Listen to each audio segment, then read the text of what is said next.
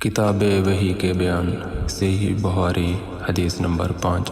رسول اللہ صلی اللہ علیہ وآلہ وسلم نزول قرآن کے وقت بہت سختی محسوس فرمایا کرتے تھے، اور اس کی علامتوں میں سے ایک یہ تھی کہ یاد کرنے کے لیے آپ اپنے ہونٹوں کو ہلاتے تھے۔ ابن عباس رضی اللہ تعالیٰ عنہ نے کہا، میں اپنے ہونٹ ہلاتا ہوں جس طرح آپ ہلاتے تھے۔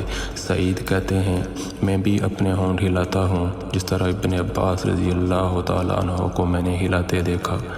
پھر انہوں نے اپنے ہونٹ ہلائے۔ ابن عباس رضی اللہ تعالیٰ عنہ نے کہا، پھر یہ آیت اتری کہ اے محمد، قرآن کو جلد جلد یاد کرنے کے لیے اپنی زبان نہ ہلاؤ، اس کا جمع کر دینا اور پڑھا دینا ہمارا ذمہ ہے۔ حضرت ابن عباس رضی اللہ تعالیٰ عنہ کہتے ہیں، یعنی قرآن آپ صلی اللہ علیہ وآلہ وسلم کے دل میں جما دینا اور پڑھا دینا ہمارے ذمہ ہے۔ پھر جب ہم پڑھ چکیں تو اس پڑھے ہوئے کی اتباع کرو۔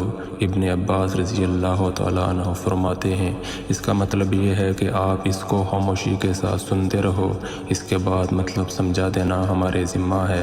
پھر یقیناً یہ ہماری ذمہ داری ہے کہ آپ اس کو پڑھو، یعنی اس کو محفوظ کر سکو۔